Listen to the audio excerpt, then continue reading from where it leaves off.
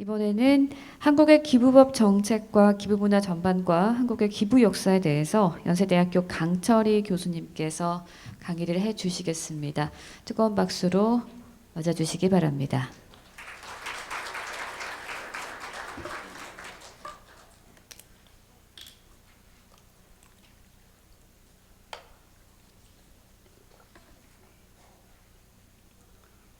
배고프실 텐데 인내력에 문제가 좀 있으실 텐데요. 저는 빨리 끝내도록 하겠습니다. 가급적이면은 사회자가 설명해 주신 주제가 아니고요.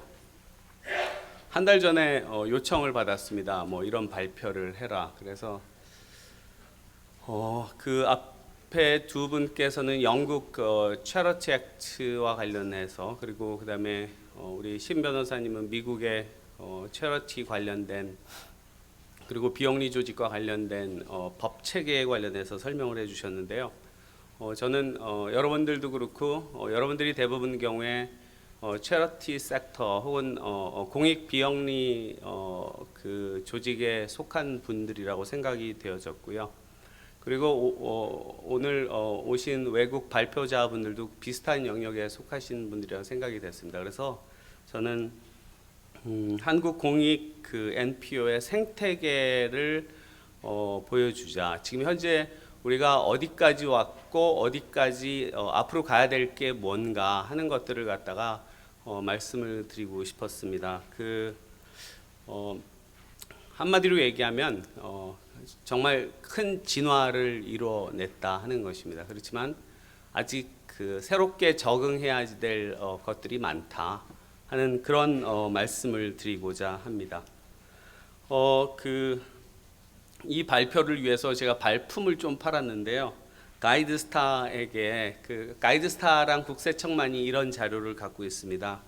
공시된 공익법인의 현황을 좀 달라 해서 어렵게 사정해서 받은 겁니다. 이거는 모든 공익법인의 현황이 아니고요. 자산 총액 5억 원 이상 혹은 수입 금액이 3억 원이 해당 연도 이상 되어지는 공익법인과 관련된 통계치입니다. 저는 통계치를 많이 보여드리려고 합니다.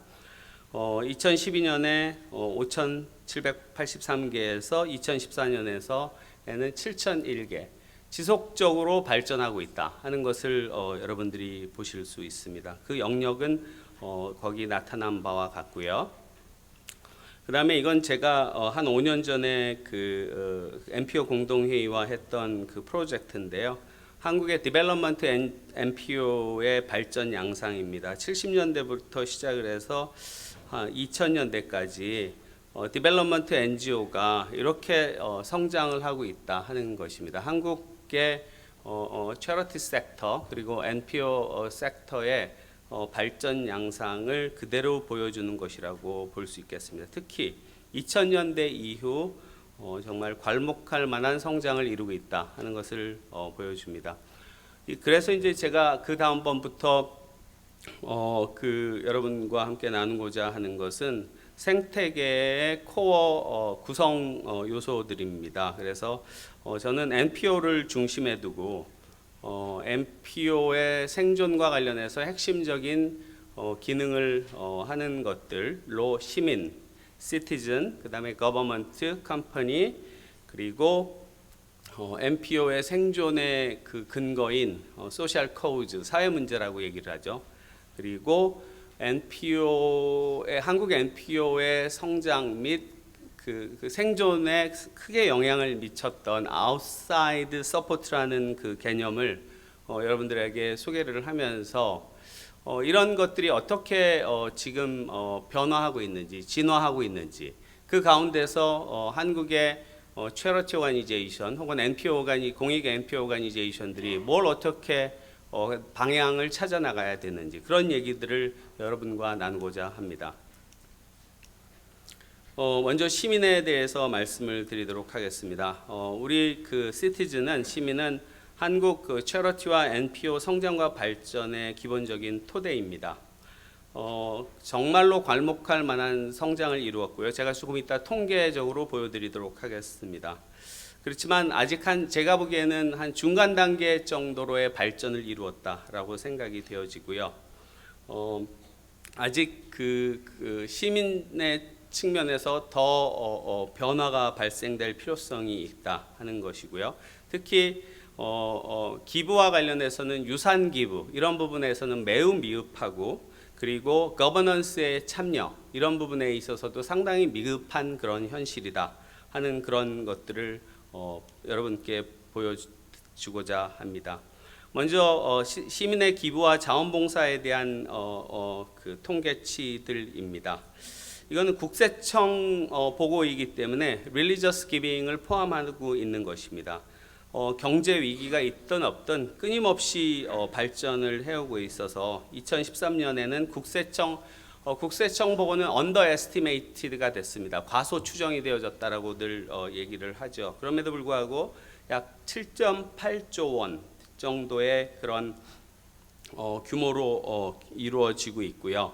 참고로 말씀드리면 기부를 논의할 때는 두 가지를 얘기를 합니다. secular giving, 그 다음에 religious giving. 근데 국세청의 보고는 둘 다를 포함해서 보고하고 있다는 것을 기억하시길 바랍니다.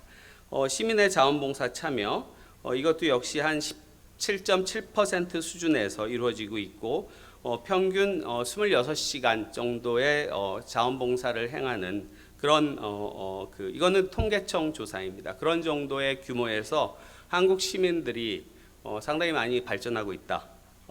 NPO 발전의 토대로서 지속적으로 작용하고 있다 하는 것을 말씀드릴 수 있겠습니다. 그럼에도 불구하고 OECD 비교를 하면 OECD에 우리가 통계를 낼 때 어떤 통계를 냈는지 모르지만 기부에 있어서는 다소 낮은 그런 참여율 수준을 갖고 있다.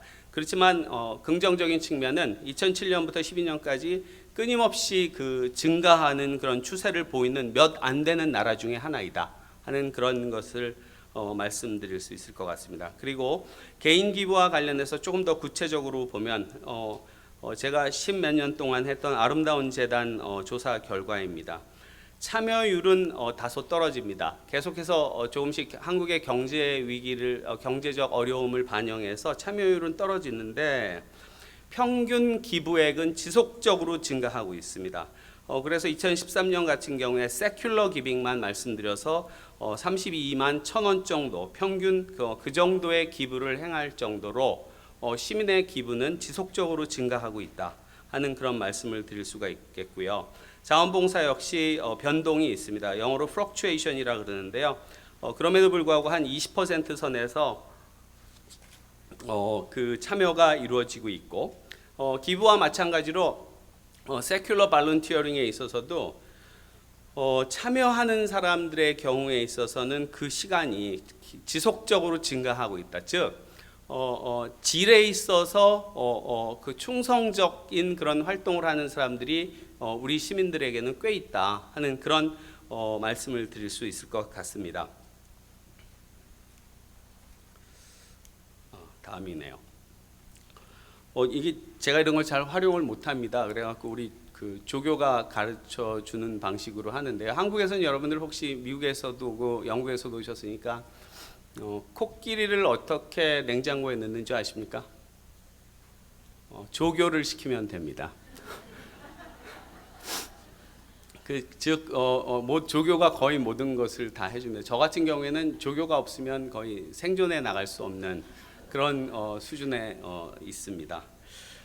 그런데 우리 한국에 있어서의 시민의 기부 및 자원봉사를 이런 공익 NPO의 그 기부와 자원봉사를 통한 참여로 보면 상당히 제한적인 선호된 영역들, 그리고 상당히 제한적인 선택적 참여가 이루어지고 있다 하는 것을 알 수가 있습니다. 그래서 기부 영역만 보더라도 자선단체 중심이다 하는 것을 갖다가 우리가 쉽게 볼 수가 있고요. 다른 선진국과 비교해서 다른 영역에 대한 관심 이런 것들은 현저히 떨어진다 하는 그런 말씀을 보여드릴 수 있습니다. 그리고 이런 한국 그 사람들의 세큘러 기빙과 발룬티어링과 관련해서 도대체 이건 약간 이제 사회과학적인 분석입니다. 그래서 어떤 그 영향 요인들에 의해서 이런 행동들이 영향을 받는가를 봤었을 때 딱 네 가지가 나옵니다. 가구 소득, 그다음에 교육 수준, 그리고 종교, 그리고 연령대에서 40대, 50대 중심. 이들의 그 지속적인 높은 참여도 때문에 한국에 있어서는 시민들이 이런 자선 영역과 NPO 발전의 토대로서 기능을 해주고 있다라고 이렇게 정리해서 말씀을 드릴 수 있을 것 같습니다. 다음은 한국 시민들의 소셜 캐피탈, 사회적 자본 수준입니다. 호혜성에 있어서도 그 긍정적 인식의 비율이 보다 높고요. 그 다음에 신뢰성에 있어서도 그 사람에 대한 신뢰에서만 조금 더 미흡하고 그 수용할 만한 수준으로 있고요. 규범에 있어서는 상당히 엄격한 규범 준수를 행하고 있다라고 스스로 인식하고 있을 정도로 한국 사회에서의 시민들의 사회적 자본의 수준 역시 선진국형으로 이렇게 변모되어지고 있다 하는 것을 말씀을 드릴 수 있겠습니다. 그러나 유산 기부 항목으로 들어가면은요, 아직 한국 시민들의 경우에 있어서는 익숙치 않은 주제입니다. 그래서 의도, 인텐션에 대한 질문이지만 하지 않겠다는 의향이 전체의 70% 이상을 차지하고 있습니다. 그리고 이거는 또 감소되어지는 추세에 있습니다. 아무래도 경제적 상황 때문에 그렇다라고 생각이 되어지는데요. 향후 이 영역에 대해서는 의식의 측면이든 제도적 접근이든 간에 상당히 많은 고민의 주제가 되어질 수 있다 하는 그런 말씀을 드릴 수 있겠습니다. 이런 시민이라는 굉장히 중요한 우리 생태계 내에는 이런 시민이라는 굉장히 중요한 토대가 자리를 잡고 있고, 여기에 대응하고 적응하는 그런 NPO와 자선단체들의 역할이 필요하다 하는 말씀이시고요. 두 번째, 정부로 넘어가도록 하겠습니다. 그 레스터 셀레몬은 아시는 분들은 다 압니다. 레스터 셀레몬 하면 정부와 NPO의 협력과 공존은 피할 수 없는 현실이다 하는 그런 얘기를 하고 있습니다. 한국의 외국과는 다르게 한국에 있어서는 로우 메이킹을 거버먼트가 거의 주도를 하고 있습니다. 컨그레스가 아닙니다. 한국 같은 경우에 있어서는. 그래서 정부를 통해서 그 모습을 보여드릴까 합니다. NPO와 관련된 법률은 1951년 이후에 계속 진화를 해왔고요. NPO의 자율성을 보장하면서 운영의 투명성을 제고해보려는 방향으로 진화 중이다라고 평가를 합니다. 그렇지만 조금 이따 설명드리다시피 기부금에 대한 공제 방식의 변화, 세액 공제로 변화가 되어졌습니다. 이것은 정부의 세수를 늘리려는 그런 의도가 있었지만 더 큰 마이너스 효과가 있는 것으로 분석이 되어지고 있습니다. 조금 이따가 보여드리도록 하겠습니다. 그리고 정부와 관련해서 자선단체와 공익 NPO들은 파트너십을 상당히 강조하지만 잘해봤자 주니어 파트너 혹은 똘마니 요 정도의 그런 지위가 있는 게 사실 현실입니다. 이 문제에 대해서 우리가 고민을 많이 해야지 될 것이다 하는 생각이고요. 하여튼 정부의 규제 없이도 스스로 앞에서도 얘기했던 투명성의 과제, 책임성의 과제를 어떻게 제고시킬까 하는 것을 갖다가 정부 컴포넌트의 행동과 진화 양상을 보면서 우리들은 생각해 볼 수가 있겠습니다. 공익 NPO 관련 주요 법의 진화 과정을 이렇게 정리를 해봤습니다. 준비 많이 했죠? 다 누가 했다고요? 조교가 했습니다. 저는 그냥 시키기만 했고요. 제가 오늘 분위기가 너무 딱딱해서 저 이렇게 딱딱한 거 되게 싫어하거든요. 그래서 좀 농담 좀 했습니다. 괜찮습니까? 네, 감사합니다. 자, 저기 보면은요, 법에 보면은 기부금품 모집 금지법부터 51년에 시작해서 그것만 먼저 보도록 하겠습니다. 95년에는 이게 기부금품 모집 규제법으로 변화가 되어지고요. 2005년에는 기부금품의 모집 및 사용에 관한 법률로다가 이렇게 변화가 되어집니다. 즉 체리티 영역의 발전과 그다음에 NPO의 고유 자율성 등을 보장해 보려는 노력들이 이루어져 나가고 있고요. 특히 2000년대 이후에는 비영리 민간단체 지원법이라는 것들이 한국 사회에 도입이 되면서 정부가 이들을 파트너로서 활용을 하면서 어떻게 사회 문제들을 함께 해결을 나갈까 하는 그런 것에 대한 관심이 상당히 많이 만들어지고 있다고 볼 수도 있겠습니다. 자, 이와 같은 정부의 그 NPO 관련 주요 법의 진화 과정을 보면은 두 가지 방법을 씁니다. 하나는 지원, 하나는 규제입니다. 그래서 지원은 하지만 특히 이제 조세감면이라는 그런 기본 그 인센티브를 통해서 지원을 하고 혹은 보조금을 지원을 하고 하는 방식으로 지원은 하지만 규제에 대해서도 상당히 많은 관심을 갖고 있고 특히 언론과 시민으로부터 이 규제와 관련된 요청을 정부는 끊임없이 받고 있다는 사실을 우리는 또 무시할 수가 없을 것 같습니다. 그렇기 때문에 정부에 대해서 무턱대고 정부는 너무 NPO에 대해서 규제적이다. 그리고 너무 NPO를 이해하지 못한다 하는 그런 일방적인 반응을 우리가 보일 수 없는 상황이라고 생각이 되어집니다. 하여튼 이와 같은 두 가지 밸런스 사이에서 정부도 나름 노력하고 있는 그런 형국이다라고 저는 볼 수 있겠습니다. 평가합니다. 그런데 이제 제일 크게 문제가 정부 행동에 있어서 제일 크게 문제가 되어지는 것 중에 하나는 기부금에 대한 처리 방식이었습니다. 즉 소득공제에서 세액공제로의 전환. 이거는 정부의 세수를 늘리기 위한 그런 누구에게도 허락을 받지 않은 시민과 한 번도 소통이 되어져 본 적이 없는 그런 정부의 결정이었다라고 평가하고요. 그와 같은 결정이 저희가 재정학회의 공동모금의 나눔연구소에서 재정학회에 의뢰를 해서 수행된 연구 결과에 의하면은 시민에 의한 기부금 감소액 규모가 세수 증액 효과보다 6.7배가량이 더 큰 것으로 분석이 되어지고 있습니다. 정부는 세수를 늘려보려고 그런 꼼수를 썼는데 그 꼼수보다 6.7배가량 그 시민들의 기부금에 대해서 부정적인 영향을 끼칠 수 있다 하는 그런 결과가 우리의 분석 결과가 아니라 재정학회 경제학자들에 의한 분석 결과입니다. 그래서 우리가 이런 것으로부터 알 수 있는 사실은 정부가 우리의 파트너가 될 수도 있다. 우리의 서포터가 될 수도 있다. 그렇지만 이와 같은 돌을 던질 수도 있다 하는 그런 상황에 대해서 우리가 보다 분명하게 인식하면서 이런 것에 대한 대응을 보다 직접 적극적으로 행할 수 있을 필요가 있다 하는 것을 생각해 볼 수 있겠습니다.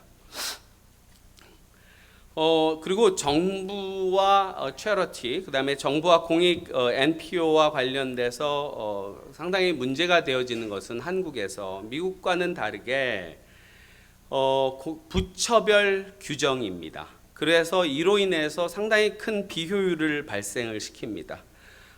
공익법인 설립, 운영에 관한 법률 법무부 소관이고요. 민간 비영리단체 지원법 행안부 소속이고요. 사회복지사업법 보건복지부 소속이고요. 그 다음에 각종 비영리 조직과 관련된 그런 법안들은 각 부처 소속입니다. 이와 같은 그 상황에서 우리들은 유니파이드된 일관된 그런 어떤 기준도 갖고 있지 않습니다. 그래서 한국에서는 이런 우리가 그 공익 활동을 할 때 어느 부처 소속으로 갔을 때 제일 편하지? 이걸 제일 먼저 그 고려를 합니다. 상당히 우리 그 나라에 있어서 한국 사회에 있어서 비영리의 발전, 크게는 자선의 발전과 관련해서 한 번 정도 점검을 해볼 필요성이 있는 그런 내용입니다. 이런 그 정부의 그 공익 NPO에 대한 재정 보조의 상황을 보면은요, 이거는 가이드스타에서 제공받은 것입니다. 그 전체 예산 중에 고유 목적 사업의 수익이 한 63% 되는데 그 63%중 51%가 정부 보조금입니다.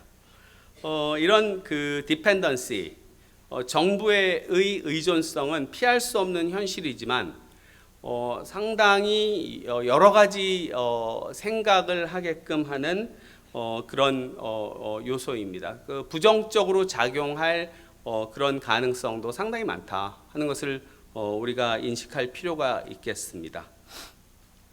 이런 것들이 특정 영역, 특히 사회복지 영역에 가면 더 심하게 전개가 되어집니다.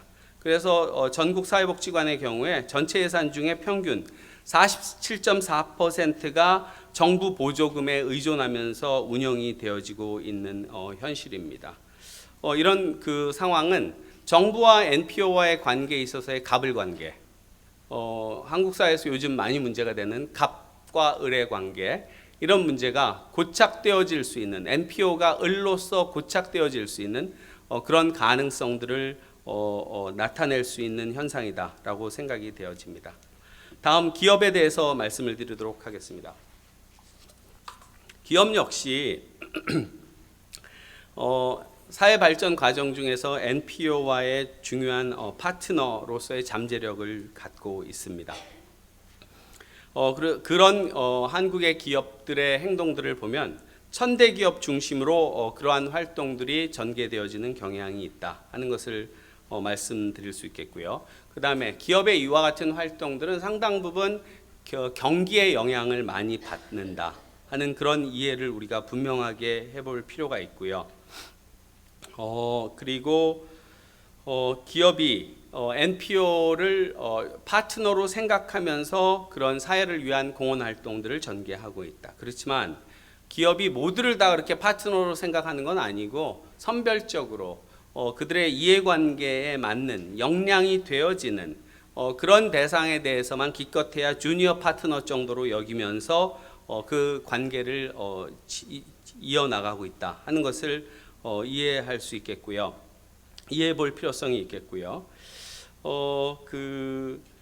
또한 공익사업에 대한 기업의 노하우와 역량이 상당히 높아지고 있습니다. 그래서 NPO에 대해서 그 일부 부분에서는 상당한 의심을 갖고 있다. 역량에 대해서. 따라서 그 기업이 보통 NPO에게 위탁하는 파트너십 사업들은 보면 자기네들이 정말 하기 어려운 사업들, 그런 어려운 사업들만 위임하는 그런 형국이고, 이 상황에서 우리들은 또 역시 갑을관계에 빠져버릴 수밖에 없는 그런 문제점이 또 발생이 되어질 수 있다 하는 것을 생각하면서 NPO의 생존을 이해해야 될 것이다 하는 그런 말씀을 드리고자 합니다. 2000년대 이후 기본적으로 한국 기업의 사회공헌은 비약적 발전을 이루어내고 있습니다. 국세청 보고에 의하면은 기업 기부의 총액은 4.65조 원이고 보면 2006년부터 시작해서 끊임없는 발전을 이루고 있습니다. GDP 대비 약 0.33%입니다. 2008년 세계 금융위기 시점으로다가 약간의 V자 곡선을 만들어내기도 했지만 상당히 많은 기업이 기업에 대한 사회공헌의 참여를 통해서 사회를 위해서 노력을 하고 있고, 그 과정에 이제 NPO가 파트너로 여겨진다 하는 말씀입니다. 2000대 기업의 민간 기업의 기부 현황을 보면은 이제 이게 약간의 문제점인데요. 1000대 기업까지가 전체 기부의 97%를 차지합니다. 사실 제가 오늘 보여드리지는 않았지만 1000대 기업 중에 있어서도 100대 기업, 100대 기업에 있어서도 30대 기업, 이 차지하는 비율이 워낙 크게 차지를 하고 있습니다. 즉 상당히 편중되어져 있는 그런 제한성을 갖고 있는 것은 사실이다 하는 것입니다. 그렇지만 그럼에도 불구하고 1001위부터 2002까지의 그 기부금이 57% 증가했다. 그리고 평균 기부금의 경우에도 62% 증가했다 하는 그런 현상들을 보면서 점차 기업의 사회를 위한 공헌은 확산되어지고 있다 하는 것을 우리가 이해해 볼 수 있고요. 우리가 또 흥미롭게 볼 수 있는 것은 공기업입니다. 그래서 200대 공기업의 사회공헌 활동을 보면은 약 40% 내외의 수준에서 활동이 이루어지고 있고 그 증가 양상이다 하는 것입니다. 그래서 일반 민간 기업과 공기업 역시 사회를 위한 기여 활동에 적극적으로 참여하려는 그런 경향이 있다 하는 말씀을 드릴 수가 있겠고요. 이 과정에서 기업과 NPO의 파트너십이 이루어지곤 합니다. 그래서 이제 제가 그 공동모금의 나눔연구소에서의 프로젝트를 통해서 조사한 결과에 의하면은 대기업 중심입니다. NPO와의 그 기업의 파트너십을 보면 65% 정도가 하고 있다 하는 것이고요. 그 파트너십을 구축하는 이유는 비영리 조직이 갖고 있는 문제 영역에 있어서의 전문성을 활용해 먹기 위해서, 비용이 그 코스트 이펙티브하니까, 비용 대비 효과성이 높으니까, 그리고 비영리 조직을 활용할 때 세제 혜택의 혜택이라는 것을 또 한번 누릴 수 있으니까, 그리고 어떤 비영리 조직 같은 경우에는 명성을 갖고 있으니까, 뭐 이런 것들이고요. 구축하지 않는 이유는 가치에 맞는 곳을 찾지 못하고, 혹은 우리가 혼자서도 가능해요 라는 그런 그 생각이 있어서, 혹은 어떤 조직 그 기업들은 어떻게 적절한 파트너를 찾아야 되는지 잘 모르겠다 하는 그런 이유에서 파트너십을 구축하지 않고 있긴 하나, NPO와 기업의 파트너십은 상당히 파퓰러한 그런 상황이다 하는 것입니다. 이와 같은 파트너십의 양적인 증가는 제한성도 보여주고 서로 파트너십의 발전 가능성도 보여준다, 이렇게 얘기를 할 수 있겠습니다.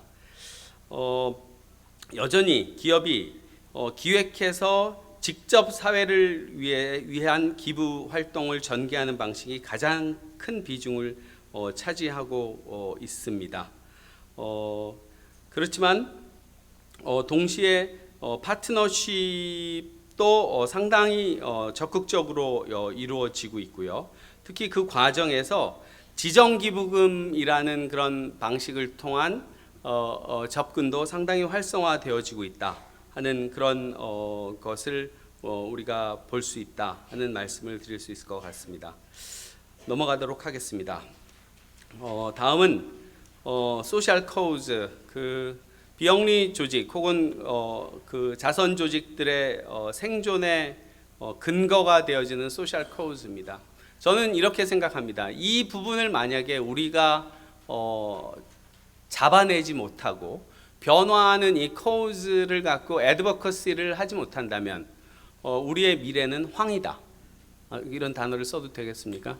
우리의 미래는 상당히 제한적일 수밖에 없다. 그런데 스스로 생각을 해봐야 된다. 이 코즈 잘 잡아내고 있는가? 이 역량이 도대체 되는가? 이거 없이 지원해야 합니다. 지원해야 합니다. 우리는 여러분들의 손길이 필요합니다. 뭐 이런 것은 의미 없는 외침에 불과할 수도 있다 하는 그런 말씀을 드리고자 해서 이 항목을 넣습니다. 우리의 존재의 이유이다 하는 것이고요. 우리가 새롭게 부상하는 사회 문제에 대해서 이슈 메이킹을 제대로 수행해내야만 한다 하는 그런 말씀을 드리고 싶은 거고요. 그래서 우리 비영리 조직들과 이 자선단체들은 트래디셔널한 사회 문제로부터 시작해서 새롭게 이머징하고 있는 사회 문제, 그리고 과거의 대응 방식과 더불어서 새로운 대응 방식들에 대해서 굉장히 센서티브하게 접근하면서 두 팔을 다 쓸 줄 알아야 된다. 한 팔만 써갖고는 이제는 안 된다 하는 그런 말씀을 드리고 싶었고요. 그래서 결론적으로다가는 비영리 조직, 그 자선 조직의 코즈 프로파일링, 그것을 위한 마켓 센서티비티와 그 날리지 빌딩, 이런 것들의 구축 역량이 상당히 필요한 그런 상황이다 하는 말씀을 드릴 수가 있겠습니다. 진화하고 있는 소셜 코즈를 그냥 말씀을 드리면, 과거에는 그냥 절대적 빈곤 양상에 우리가 주목을 해왔죠. 그렇지만 최근에는 뉴 리스크, 배제, 차별, 양극화, 소수자의 인권, 상대적 빈곤, 청년 실업, 이런 다양한 주제들이 우리 사회에서 보다 중요한 소셜 코즈로 부상을 하고 있습니다. 이런 것들이 모두 정부의 몫인가 하는 그런 질문들을 우리는 해볼 수 있습니다. 이 과정에서 우리 비영리 조직이 먼저 실험적으로 접근할 수 있는 역량은 필요하지 않는가 하는 그런 생각들을 우리가 던져볼 수가 있고요. 그 다음에 그 처방에 대한 말씀을 드리면 얘도 역시 진화하고 있다 하는 것입니다. 과거에는 어시스턴스, 에이드, 서비스, 도네이션 뭐 이런 방식에 의해서 우리가 문제들에 대해서 접근을 해봤다면은 이제는 누구도 터치해내지 못하지만 정말 중요한 사각지대 문제에 대한 그 발굴에 따른 세분화된 접근, 그리고 그런 소셜 코즈에 대한 파이낸셜 인베스트먼트 방식의 접근 뒤에서 나옵니다. 그리고 사회적으로 전 글로벌리 뜨고 있는 그런 소셜 엔터프라이즈나 코아퍼레티브스, 그러니까 협동조합 방식의 접근, 뭐 이런 것들이 우리 비영리 조직에서도 이제부터 보다 더 적극적으로 이런 방식들의 활용을 모색해 볼 필요성이 있다 하는 그런 차원에서 진화하는 사회 문제에 대한 대응 방식의 현황을 한번 정리를 해봤습니다. 아직 한국 사회는 진화 속에서도 문제 진화 속에서도 트래디셔널한 코즈가 상당히 크게 존재하고 있는 형국입니다. 그래서 빈곤의 경우를 보면은 빈곤층의 비율이 OECD 국가 중에서 7번째로 높고요. 노인 빈곤층은 자그마치 45.6%입니다. OECD 국가 중에서 최고 수준입니다. 이것 역시 우리가 놓고 갈 수는 없다 하는 것이죠. 그렇지만 변화하는 새로운 그런 뉴 코즈들에 대한 이머징 코즈들에 대한 인식과 대응이 필요할 수 있다 하는 그런 말씀입니다.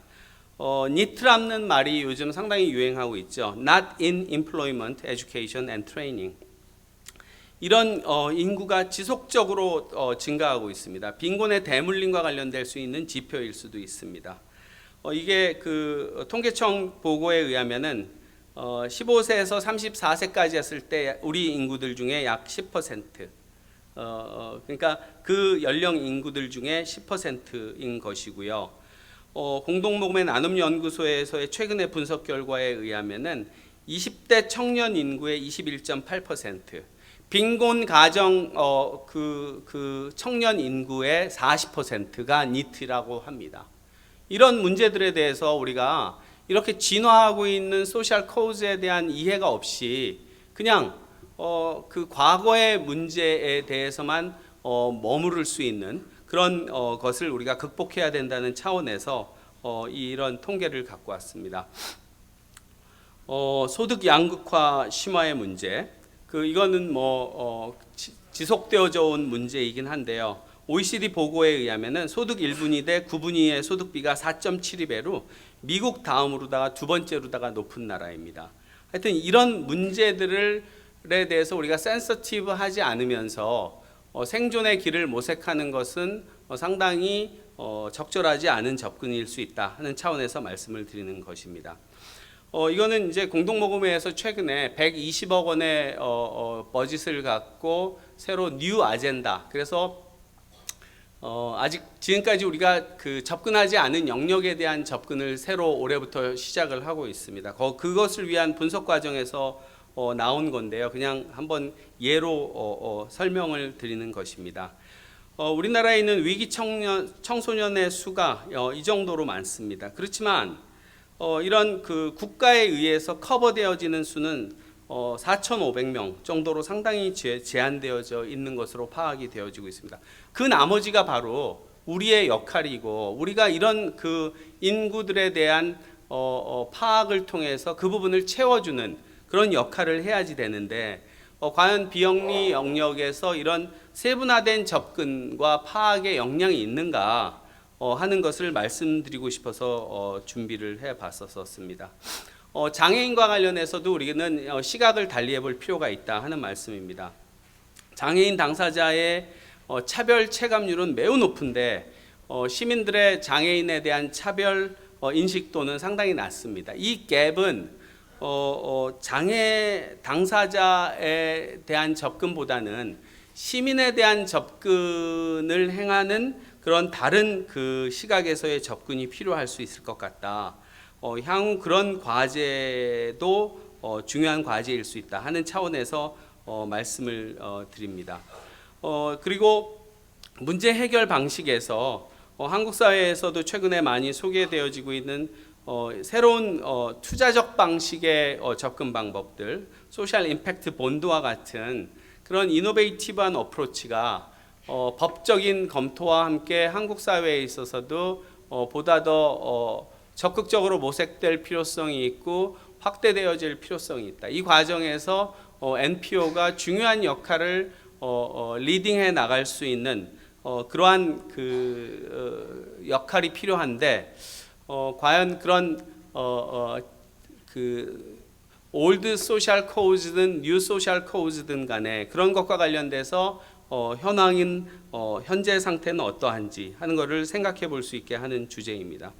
정리하면은 소셜 코즈와 관련해서 우리들은 그 중첩되어지는 영역에서, 즉 NPO와 사회와의 사이에서 중첩되어지는 영역에서의 새로운 소셜 코즈에 대한 이해를 다양한 그 연구 방식을 통해서 먼저 잡아내는 역량이 없이는 정부의 파트너, NPO의 기업의 파트너로서의 지위, 이런 것들은 상당히 유명무실한 그런 거고 그냥 꿈이다 하는 그런 말씀입니다. 즉 우리 생태계에 있어서의 소셜 코즈의 진화, 이 부분에 대한 상당한 에너지 투입이 필요한 상황일 수 있다 하는 그런 말씀을 드리고 싶었습니다.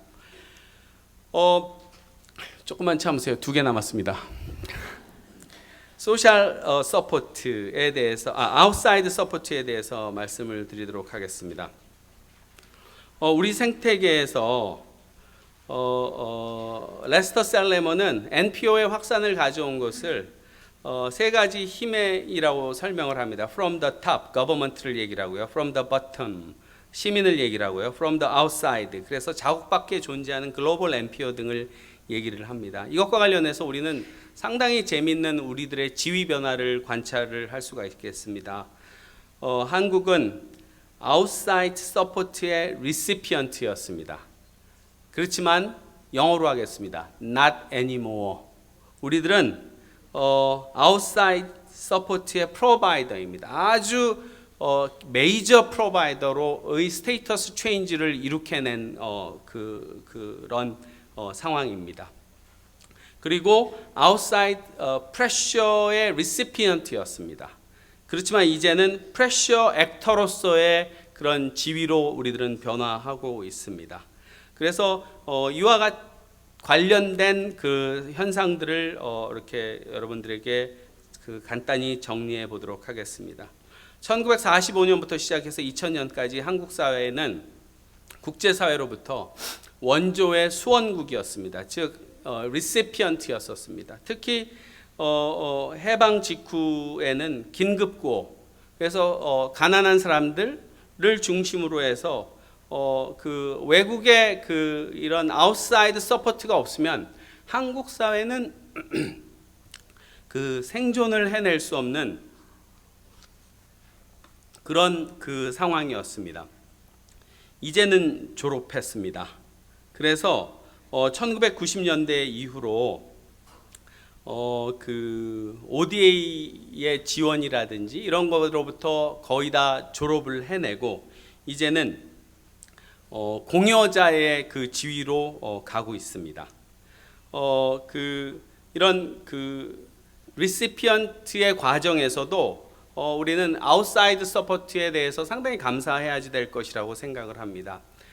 이거 저도 몰랐던 사실이고 이번 프리젠테이션을 준비하면서 찾은 겁니다. 이런 홀트라든지 Save the Children, 그 다음에 CCF, Christian Children's Fund, 월드 비전, 이런 곳에서는 우리들이 그 리시피언트 스테이터스에 있었지만 1970년대부터 국내에서 자생적인 후원자 모집 사업을 전개하면서 그 토대를 키웠다 하는 그런 것을 말씀을 드릴 수가 있겠고요. 그러다가 1990년대 들어 국내에 있는 메이저 모금 단체들의 위상이 변화가 되어집니다. 월드비전 같은 경우에는 월드비전 2012년 월드비전 구성국가 중에서 넘버 4고요. 컴패션 같은 경우에는 3년에 10번째. 기아 대책은 국내 단체로서 그 상당히 적극적인 아웃사이드 서포트 활동을 펼치고 있고요. 굿네이버스 마찬가지로 90년대 설립이 돼서 그렇게 임팩트가 있는 그 역할들을 수행을 해내고 있고요. 공동모금회, 제가 소속된 공동모금회는 지금 90년대 말에 설립이 되어져 있는데 지금 규모에서 월드 넘버 2입니다. 캐나다 다음에 원래 USA, 캐나다, 코리아였었는데 캐나다를 넘었습니다. 그래서 캐나다가 넘버 3가 됐고 공동모금회가 넘버 2가 됐습니다. 한국 공동모금회가. 그럴 정도의 이런 변화들을, 이 역량에 있어서의 변화들을 만들어내면서 아웃사이드 서포트의 메이저 액트이다 하는 것입니다. 2000년대 이후에 지금 현재 우리의 NPO들이 전 세계에 나가서 활동하고 있는 것에 대한 분포를 제가 한번 지도로 만들어 본 것입니다. 우리 개발복지 디벨롭먼트 NGO들의 해외 지부 분포를 보면은 평균 4개 대상 NPO들이 573개였었습니다. 평균 4개 해외 지부를 운영을 하고 있고요. 중국과 동남아시아, 아프리카, 남미 등에서 이런 다양한 사업들을 전개하는 그런 액터로서 활동을 하고 있다 하는 것입니다. 거기에는 콰자이 non-profit organization이라고 할 수 있는 코이카의 활동 역시도 우리가 무시할 수 없을 것 같습니다. 2000년대 이후에 코이카를 중심으로 한 이런 활동들은 지속적인 증가 추세에 있고요. 2012년에의 아웃사이드 서포트가 5,750억 원 정도의 규모에서 코이카 활동이 전개되어지고 있는 그런 양상입니다. 이런 아웃사이드 서포트의 에이전트는 코이카나 그렇지 않으면 바로 여러분과 같은 NPO들입니다. 그랬었을 때 이런 아웃사이드 서포트에서 우리가 한번 과제가 뭘까 하는 것을 정리를 해볼 필요가 있습니다. 서스테이너빌리티, 하이 퍼포먼스, 그리고 코디네이션과 콜라보레이션입니다. 이게 지속이 잘 되어지고 있는가? 우리가 아웃풋 중심의 그런 어프로치를 하고 있는 것은 아닌가? 세 번째, 우리가 단독 수행 혹은 경쟁적 수행의 차원에서만 이런 일들을 하고 있는 것은 아닌가? 콜라보레이션 혹은 코디네이션 이런 것들이 이루어지고 있는가 하는 것은 스스로에 대한 질문으로 남을 필요가 있다 하는 생각이 되어집니다. 마지막입니다. NPO입니다. 우리 한국의 공익 NPO들은 제가 보기에는 제3섹터의 챔피언으로서의 포텐셜은 갖고 있다. 근데 챔피언인지는 잘 모르겠다 하는 그런 생각을 하게 됩니다. 더 큰 발전을 이루어내야 되고 지금까지 너무나도 비약적인 성장과 발전을 이루어냈는데 더 큰 적응력을 필요로 하고 있다 하는 것입니다. 그러면 도대체 미흡한 곳이 어디인가? 그래서 다음에서는 다음과 같은 포인트에 초점을 두고 정리를 해봤습니다. 거버넌스, 지배구조의 문제. 그 다음에 non-profit failure theory라는 것이 있습니다. non-profit은 전지전능하지 않습니다. 상당히 많은 문제들을 갖고 있습니다. 거기에 굴레 속에 아직 존재하고 있다. 세 번째, 아웃풋 중심의 퍼포먼스. 네 번째, 투명성과 책임성에 있어서의 미흡. 다섯 번째, 조금 전에 말씀했던 isolated solo work, 솔로 액터로서의 활동들. 이런 것들이 한국 NPO가 갖고 있는 그 과제인 것 같습니다. 이거는 통계청에서 발행한 건데요. 종교를 포함한 그런 통계입니다. 이게 제가 통계에서 굉장히 어려움이 있는 게 외국에서 오신 분들이 이해해 주셔야 되는 거가 한국에는 정부가 이런 공익법인 그리고 자선활동 이런 것에 대한 정확한 통계를 잘 제공을 안 해줍니다. 매우 이상한 부분입니다. 그 부분에 대해서는 지속적인 프레셔가 가고 있음에도 불구하고 굉장히 그 부분에 있어서는 레이지합니다. 그래서 이런 통계들을 갖다가 우리가 정확하게는 알 수 없습니다. 그래서 종교가 포함된 규모고요. 종교가 포함된 퍼블릭 베니핏 코퍼레이션의 규모가 이렇게 성장을 하고 있다 하는 것이고요. 근데 분포를 보면 서울 경기 지역에 컨센트레이티드 되어져 있다 하는 그런 것이고요. 상당히 재미있는 것입니다. NPO 공동회의로부터 받은 자료인데요. 개발복지 NPO에 참여하는 그 멤버 시민의 수가 600만 명에 근접하고 있다 하는 것입니다. 상당히 많은 시민들이 우리 NPO와 함께하고 있다 하는 것을 볼 수 있고 지속적인 증가 추세에 있다 하는 것입니다. 그러나 우리들의 지배구조, 거버넌스에 있어서는 구성 및 운영상 많은 제한점이 있다라고 생각이 되어집니다. 어떻게 그들이 선출되어지는지 굉장히 폐쇄적인 경향성이 있다. 그리고 일부 엘리트에게 집중되어지는 경향성이 있다. 그리고 이와 관련된 통계 자료는 거의 없다 하는 것입니다. 다양한 이해 당사자들의 의견과 선호도가 거버넌스에 반영되어질 수 있는 그런 구조가 미흡하다. 그래서 기능상 러버 스탬프의 기능, 러버 스탬프라는 건 고무도장입니다. 와서 도장만 찍고 가기. 그런 이사회 회의에 있어서의 대부분의 경우에는 와서 도장만 찍고 가기에 이런 그런 역할들을 많이 하고 있고요. 즉 거버넌스의 대표성의 문제, 구성의 다양성의 문제, 뭐 이런 것들이 상당히 문제일 수 있다 하는 그런 것입니다. 이게 제가 어제 밤에 고쳤거든요. 근데 고친 PPT가 아니네요. 이게 제 조교는 이제 조금 있으면 무슨 말 하는지 아시죠? 그렇습니다. 이 거버넌스에 있어서 글로벌 스탠다드를 우리는 더 진지하게 고민하면서 준수 노력을 위해 노력해야 된다 하는 것입니다. 이사회 임명 과정의 투명성, 임기 규정의 확립, 이해관계적 조직 운영 및 개입 문제를 해결하기 위한 규정 마련, 독립성 있는 이사회 감독기구의 구성, 모든 이해관계자들이 참여하는 연례총회 개최, 재정 프로그램에 대한 내외적 감사 규정의 명시와 연례 보고서의 재정 관련 중요 사항에 대한 명시, 이런 것들이 상당히 미흡하게 되어지고 있는 그런 경향성들이 있다. 이게 이제 위에 보면은 공익 NPO 거버넌스 상의 이슈인데 U도 빠졌잖아요. 제가 이런 거 어제 다 고쳤거든요. 근데 이게 ISSE 뭐 이런 식으로다가 표현되고 조교는 하여튼 자, 자원 의존성의 문제입니다. 일부 NPO의 경우에 있어서는 Government Resource Dependency의 문제를 극복을 하고 있습니다. 그래서 개발복지 NPO 같은 경우에는 정부 보조금 비율이 14.5% 정도밖에는 되어지지 않습니다. 그들 같은 경우에는 멤버들에 대한 디펜던시가 50% 이상을 차지하고 있습니다. 그렇지만 이거는 특정 유형 NPO에 국한된 겁니다. 체러티 및 개발복지 NPO에 국한되어진 것이고요. 제가 조금 아까 보여줬던 것과 마찬가지로 많은 영역에 있어서는 거버먼트 디펜던시가 너무나도 심합니다. 이것은 NPO의 독립성, 인디펜던스, 그 다음에 오토노미, 자율성의 문제와 관련해서 상당히 중요한 문제들을 지속적으로 야기시킬 것이라고 봅니다.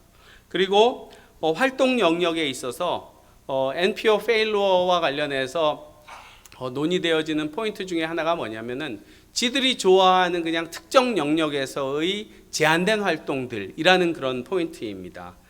한국 NPO의 활동 양상을 보면 그대로 들어맞습니다. 특정 분야에 편중된 그런 NPO의 활동들, 사회복지, 학술 장학, 교육, 뭐 이런 것에 상당히 집중되어지는 그런 양상을 보여주고 있다 하는 것입니다. 사회 문제는 아까도 얘기했다시피 사회 문제는 끊임없이 변화하고 있고 NPO가 새로운 문제에 대한 개입을 요구하고 있는 양상인데 우리들은 아직도 트래디셔널한 그 영역 중심의 활동들을 대부분의 경우 전개하고 있다 하는 그런 말씀을 말씀을 할 수 있을 것 같습니다. 퍼포먼스와 관련된 것입니다. 우리들은 NPO는 퍼포먼스를 먹고 살아야만 합니다. 그런데 이와 같은 퍼포먼스가 너무 어렵다는 이유로 그리고 그것에 너무 많은 에너지가 든다는 이유로 이것에 대해서 상대적으로 미흡한 접근을 하고 있다 하는 그런 경향성이 있을 수 있다 하는 것입니다. 그래서 대부분의 경우에 우리 NPO들은 아웃풋 중심의 그런 어프로치를 많이 하곤 합니다. 그렇지만 글로벌 스탠다드는 이미 아웃컴, 특히 임팩트 중심으로 많이 넘어가고 있습니다. 그런데 우리는 여전히 그것에 미치지 못하는 그런 상황에 있습니다. NPO의 성과 및 이밸루에이션 이것에 대한 현재의 지적은 한국 NPO에 있어서 매우 중요한 그런 과제이고 한국 NPO는 절대 이 부분에서 예외적일 수 없다 하는 그런 말씀을 드릴 수 있을 것 같습니다. 다음에 트랜스페어런시의 이슈입니다. 우리들은 자원 제공자와의 관계에 있어서 필연적으로 이와 같은 그 우리의 활동에 대해서 다 보여주고 정보를 개방을 하면서 보고를 해야만 하는 책임을 갖고 있습니다. 그렇지만 이런 부분에 있어서 상당히 미흡함이 존재하는 것이 현실입니다. 그 나눔 기본법이라는 것을 통해서 이 부분을 조금 제고시켜 볼까 보건복지부와 함께 논의하고 그랬는데 그 저항이 실질적으로 이루 말할 수 없이 컸었습니다. 트랜스페어런트 하지 않는데 왜 저항할까? 거기에는 이유가 있겠죠. 많은 이유가 있겠죠. 그렇지만 우리가 이 문제를 극복하지 못하고 가면은 덫에 걸린다 하는 그런 생각을 해볼 수 있을 것 같습니다. 그래서 이 부분에 대한 과제가 있고요. 한국 NPO들은 자선단체 및 NPO들은 accountability 책임성에 대한 그 책임성 제시의 과제를 갖고 있습니다. 특히 multiple accountability 우리들은 과연 누구에게 accountable-한가? 혹시 우리에게 그 자원을 제공하는 government에 대해서만 accountable 하려고 노력하는 것은 아닌가? 도너에게 accountable-한가? 그리고 우리가 활동을 하고 있는 그런 소셜 코즈와 관련된 클라이언트 파퓰레이션에 대해서도 accountable-한가? 이런 주제에 대해서는 우리가 역시 상당히 많은 에너지를 투입해야만 하는 과제인 것 같다 하는 그런 말씀입니다. 그리고 마지막으로 우리가 일하는 방식이 솔로웍이 너무나 솔로웍이 아닌가. 그러니까 이것과 관련해서 이제 논의되어지는 해외에서의 주제는 isolated impact가 아니라 collective impact라는 그런 개념으로 그런 패러다임으로 바뀌고 있는데 아직 한국의 NPO들은 그 부분을 극복해내지 못하고 너무 경쟁적으로 우리가 일을 못한다는 게 아닙니다. 일을 잘하는데 그냥 우리 혼자서 이거는 너무나도 제한된 임팩트일 수 있다 하는 그런 것이고요. 이런 그 부분 역시 한국 NPO의 발전을 위해서 매우 중요한 과제일 수 있다 하는 것입니다. 그래서 저는 governance, resource dependency, 그 다음에 NPO failure theory의 시각에서 문제점과 과제를 논의를 했고요. 그 다음에 퍼포먼스, 그 다음에 투명성과 책임성, 그리고 아이솔레이티드 액터로서의 그런 활동 양상들과 관련해서 현황과 과제를 한번 정리를 해봤습니다. 제가 생각하기에 이제 결론입니다. 지금 보여드린 것과 마찬가지로 NPO가 서 있는 그 자리는 거기에는 그 다양한 그 에코시스템이 자리를 하고 있습니다. 거기에는 시민이 자리하고 있고 거버먼트가 자리하고 있고 기업이 자리하고 있고 많은 소셜 코즈가 자리하고 있고 그리고 아웃사이드 프레셔와 관련된 그 다양한 그 역할 및 요구들이 자리를 하고 있습니다. 우리는 서바이벌 그리고 발전을 위해서 새로운 진화 방식을 찾아내야만 한다 하는 것입니다. 제가 오늘 이 주제를 여기서 발표하는 이유는 우리가 펀드레이징 너무너무나 중요한 거지만 그것 이전에 이런 전반에 대한 이해에 기반해서 우리가 나갈 방향이 어디인가 하는 것을 이해하면서 그런 펀드레이징의 중요성을 다시 한번 새길 필요성이 있다 하는 그런 생각을 합니다. 그래서 관계상에서 핵심 대상인 시민, 정부, 기업과 관련해서 시민의 마음을 얻어야 된다 하는 것이고요. 정부에도 애드보커시와 같은 역할들을 수행하면서 리서치에 베이스된 애드보커시 역할들을 수행하면서 영향을 미칠 수 있어야지 정부가 우리를 기껏해야 주니어 파트너 정도로 여겨줄 수 있다. 기업에 대해서도 우리가 함께 그 일하는 데 있어서 새로운 대안들을 제시하면서 새로운 코즈들을 제시하면서 일할 수 있어야지 우리가 그들의 주니어 파트너 정도로 일할 수 있다. 그런 부분에 있어서 우리는 과제를 갖는다 하는 말씀을 드리고 싶었고요. 그리고 이제는 우리는 아웃사이드 프레셔에 혹은 아웃사이드 서포트의 리시피언트였었지만 이제는 우리는 도너다, 프로바이더다, 액터다 하는 그런 겁니다. 그래서 향후 글로벌 스탠다드에 더 맞춰 나가면서 글로벌 시티즌으로서의 모범을 보일 필요성이 상당히 크다 하는 것이고요. 그 다음에 우리 NPO들은 가끔가다 제가 그들 모인 데 가보면은 전지전능한 줄 압니다. 우리는 매직 블릿이 아닙니다. 매직 블릿은 마술 탄환이라고요. 모든 걸 다 뚫어낼 수 있는 탄환을 얘기를 합니다. 우리들은 상당히 많은 제한성들을 갖고 있는 존재입니다. 그렇기 때문에 우리들이 갖고 있는 제한성과 가능성, 틈새 이런 것들을 잘 인식하고 이해하면서 제가 라틴어 하나 적어와 봤습니다. 조금 있어 보이려고 모더스 비벤디라고 삶의 생존 방식, 새로운 적응 방식들을 찾아내야 한다. 그래야지 인정받을 수 있다 하는 것입니다.